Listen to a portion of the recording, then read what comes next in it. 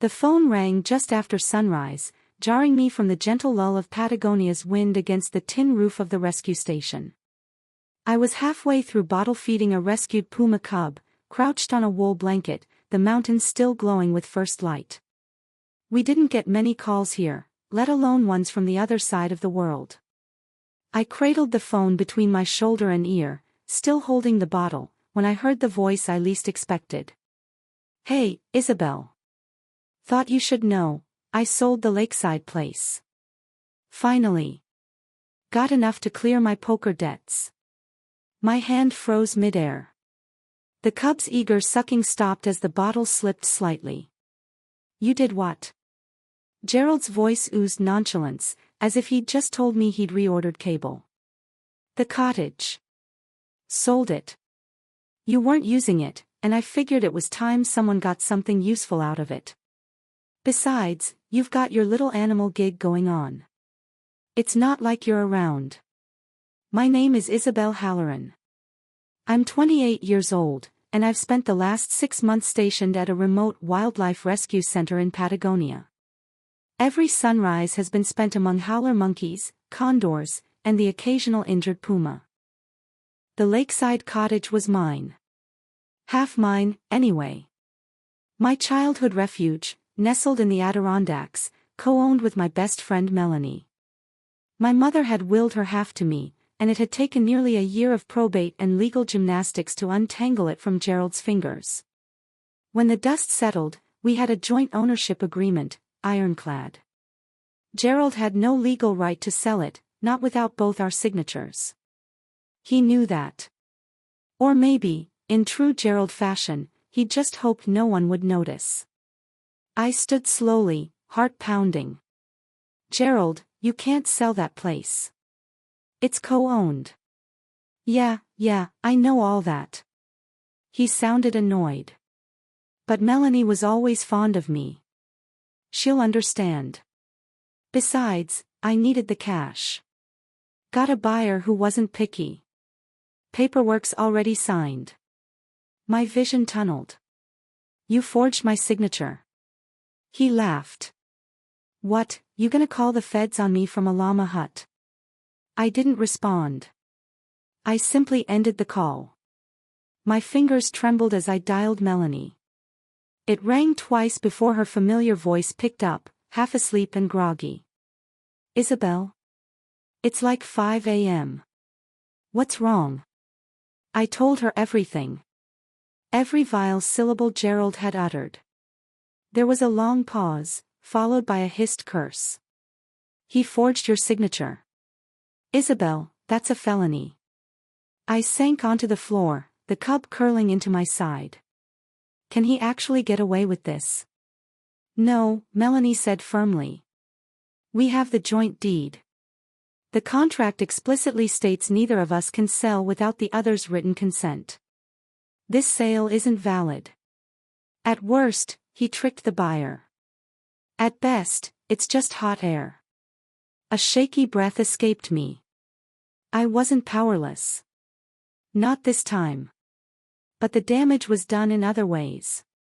That cottage wasn't just a cabin. It was my only tie to my mother that felt pure. She'd spent her last summers there, painting watercolors on the porch, the lake glittering behind her. We'd scattered her ashes under the weeping willow by the dock. That place had kept me sane through everything. And Gerald, greedy, self-centered, conniving Gerald, had tried to rip it from me like it was a pawn ticket. "I'm coming home," I said softly. Melanie didn't hesitate. "I'll start pulling the title docs. We'll fix this." I hung up and stood, the wind now louder outside. My pulse steadied, rage sharpening into purpose. I looked around the room, at the charts taped to the walls, the scent of eucalyptus on the air, the quiet hum of a space built on care and order. My work here had given me peace. But peace without justice was just retreat. Gerald had no idea what he'd started. He thought I was still the girl who let him walk over her. The one who swallowed her anger and played nice. But I wasn't that girl anymore. This time, I wasn't going to let it slide. By the time my boots hit the pavement in Toronto, I was jet-lagged, cold, and angrier than I'd ever been. I hadn't slept in over 30 hours, and the Patagonia sun still clung to my skin like a second layer, completely out of place in the grey Canadian chill. But none of that mattered. Because I wasn't home to rest. I was home for a reckoning. The taxi pulled up outside Gerald's duplex, a cramped, faded blue monstrosity that reeked of midlife crises and unpaid bills. I didn't even knock. I pounded once, twice, and then pushed the door open. It was unlocked, just like always. Gerald's version of security had always been assuming no one wanted what he had. He looked up from his recliner, half a beer in hand, a hockey game blaring in the background. His face went through a rapid series of expressions: surprise, annoyance, and finally a smug kind of grin. Well, look what the jungle dragged in. I didn't bother with greetings. You forged my signature, Gerald. The sale is null. His smile twitched, just slightly. Now hold on. No, you hold on, I cut in, voice calm but steely. You had no authority to sell that cottage. Melanie and I co-own it. The title and contract say explicitly, both parties must consent to any sale. You didn't get my signature, so the entire deal is invalid.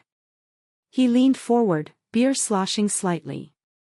I thought you'd be halfway across the globe when it went through. I didn't expect you to come flying back over a shack in the woods. That shack, I said slowly, is my mother's legacy. And you tried to steal it. Gerald scoffed, but I saw it, that flicker of panic in his eyes. The buyer already signed. It's a done deal. No, Gerald, I said, my tone level, it isn't. Because they haven't even paid yet. And they're about to find out they've been conned by a man who doesn't have the right to sell a damn thing. I left before he could reply.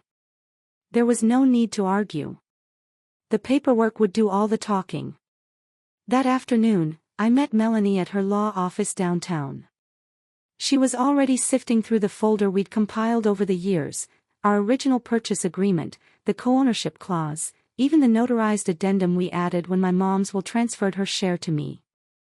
Melanie looked up from her desk, her expression grim but energized. We've got him. Is the buyer cooperating? I asked. She nodded. More than. I spoke to the property agent. She's furious. Said Gerald presented himself as the sole owner and pressured the buyer into an early signature with some bogus story about you being unreachable for months. I clenched my jaw. Sounds like him. Good news is the buyer hasn't finalized anything, Melanie continued. No transfer of funds. No change of title. We can still stop this before it becomes a legal mess. That night, we drafted a cease and desist letter. It was clinical and professional, but packed with implications. Fraud. Breach of contract. Unauthorized representation. Gerald might have been used to bluffing his way through poker nights, but this wasn't some backroom game with beer and bad lighting. This was law. This was facts. And this time, the pot he was gambling with wasn't his to lose. I sat across from Melanie, reading over the final draft. She slid the envelope across the table. Tomorrow morning, I'll have it delivered by courier to Gerald and the real estate office. We'll also submit a legal notice of disputed title with the local land registry. I took a sip of my now cold coffee. I don't want him to get away with this. He won't, she said. And she meant it. What Gerald never understood, what people like him rarely do, is that silence doesn't mean surrender. I'd spent my teens and early 20s cowering under his passive-aggressive tirades, his guilt trips, his manipulation of my mother. But I wasn't that girl anymore. I was a fully certified environmental policy analyst, trained to write legislation, dismantle loopholes, and build arguments that could stand up against oil lobbyists and provincial red tape. Gerald was just another self-interested bully with a fragile ego and a weak case. The next day, the property agent called. Her name was Doreen, and she was livid. "He misrepresented everything," she said, her voice clipped. "Told me you were out of the picture, some sort of recluse in South America. I never would have listed that property without full owner consent. He forged a signature. That's a crime." "We know," I said. "We'll be forwarding everything to the local authorities if he doesn't back off." "Well, he's already backing off with me," Doreen replied. "I terminated the listing this morning." Melanie and I high-fived in her office like kids who just won a science fair. It was a small victory, but it tasted sweet. Now that Gerald's sale was nullified, we could focus on tightening every legal angle to make sure he never tried it again. Later that week, we retained a local attorney who specialized in property disputes. Her name was Lucinda Chow, and within 15 minutes of our meeting, she had a bullet-point plan on how to protect the title, block future sale attempts, and, if necessary, press charges for attempted fraud. "You're not just stopping him," she said, "you're setting precedent. If this goes to court, we can show he acted with intent to deceive and benefit financially from assets he didn't own. That's not a misunderstanding, that's criminal." Gerald had underestimated me. He thought I'd fold, like I always did. Let him hurl insults, make messes, and walk away while others cleaned up after him. But not this time. This time, I had allies. I had documentation. I had a plan. And I wasn't here to argue. I was here to win. He showed up 2 days later. It was dusk when I heard the knock, 3 short raps, hesitant but persistent. I was barefoot in the kitchen, sipping chamomile tea, trying to find a moment of peace after a whirlwind week of lawyers, emails, and paperwork. I froze, cup in midair, a sinking feeling already pooling in my gut. I didn't have to look through the peephole. I already knew. "Gerald." I opened the door just wide enough to make eye contact. He stood on the porch in a wrinkled windbreaker, a duffel bag slung over one shoulder, his face lined with performative fatigue. He looked like a man trying to sell sincerity, except I wasn't buying. "Isabel," he said, like the name tasted unfamiliar in his mouth. "Can we talk?" I didn't move. "Talk about what?" "The forged signature. Or the felony you tried to pass off as a property deal." His smile flickered. "I didn't mean it like that." "Then you'll love explaining it to the police." He shifted uncomfortably, stepping back just enough to look harmless. "Look, I screwed up. I admit that. But I was in a bind. I owed people, bad people. I thought I could fix it before it got this far." "That place isn't yours to fix anything with," I snapped. "It was never yours alone. And you knew that." Gerald tried a different tack. "I was going to put it back. All of it. It was like a loan. Just temporary." I stared at him in disbelief. "A loan? You forged legal documents and tried to sell your dead wife's daughter's property behind her back. That's not desperation, Gerald. That's theft." His face hardened. "You're blowing this out of proportion." That was always his trick. Dismiss, diminish, deflect. But not anymore. I stepped outside, closing the door behind me. "This ends now. The sale is off. The buyer knows the truth.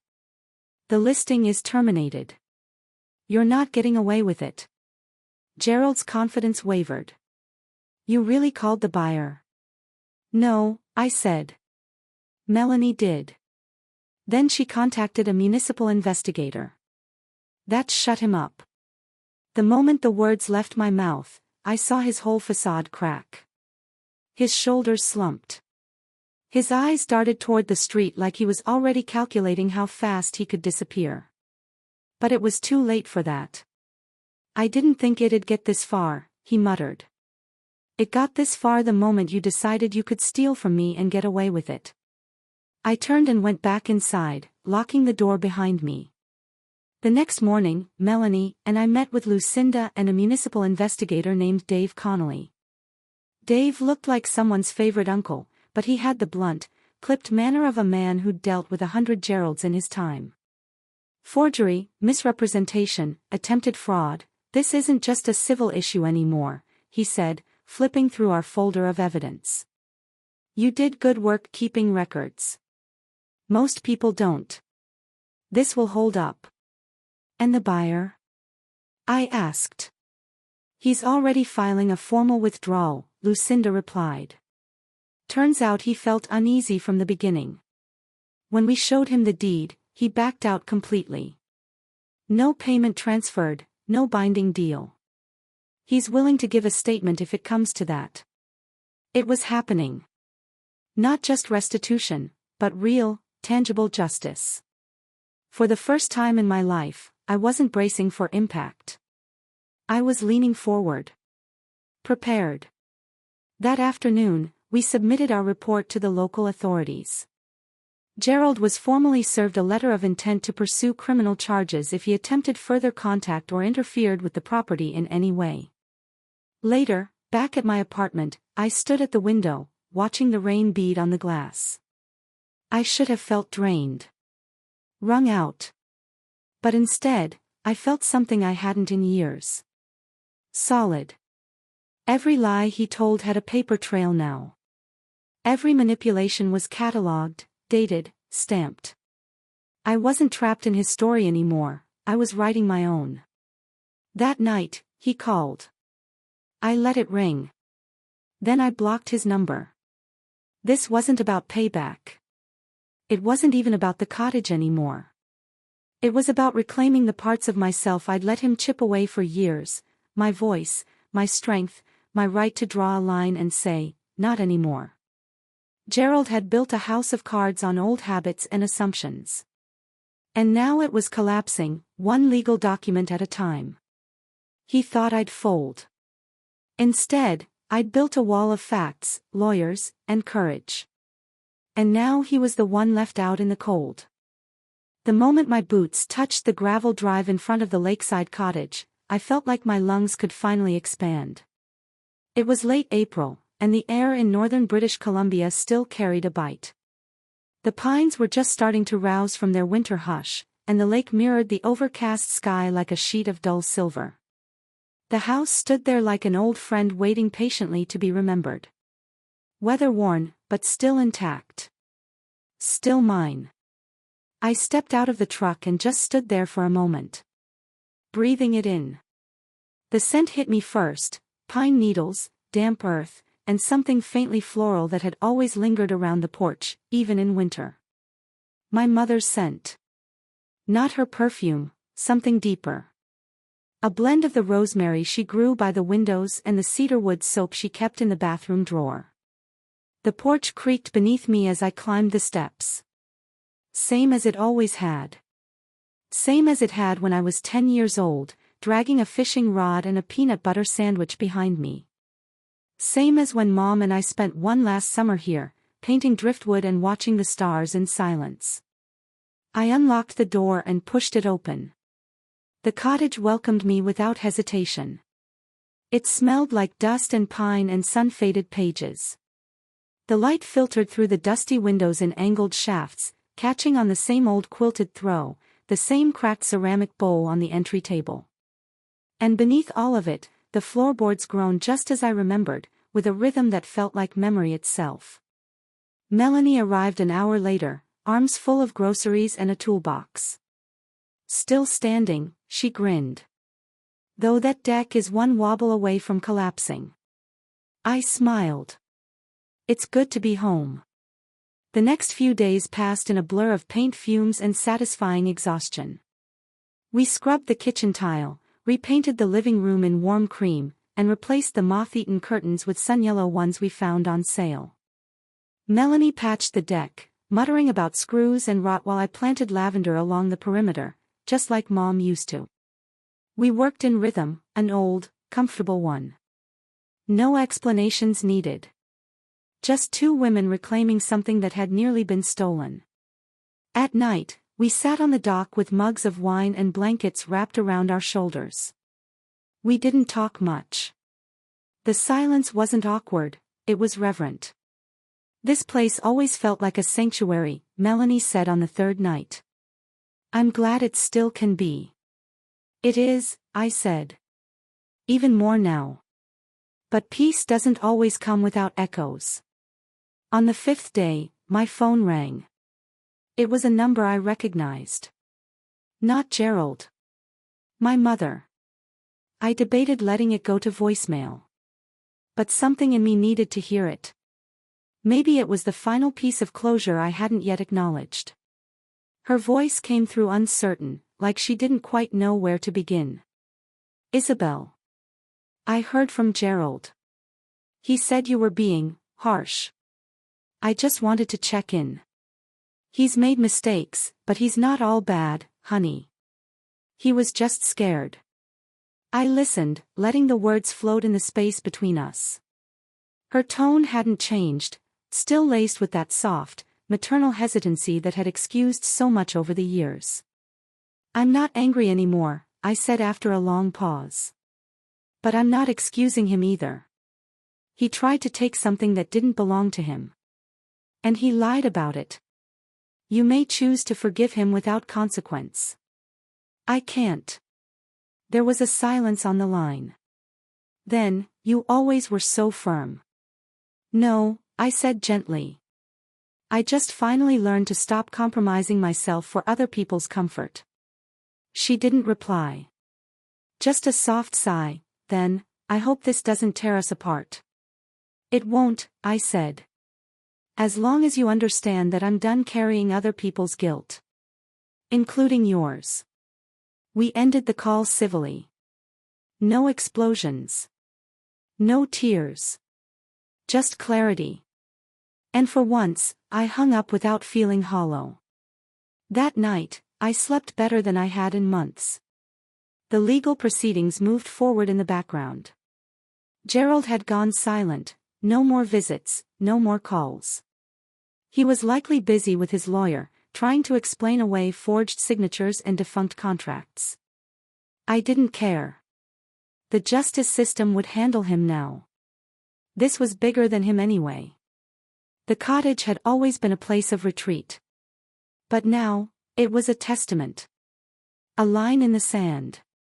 Proof that some things, like dignity, like memory, like truth, could still be protected, no matter how many times someone tried to trample them. I stood on the deck that weekend, sun just beginning to burn through the mist, a mug of coffee warming my hands. The lavender swayed gently below. Melanie stepped out beside me.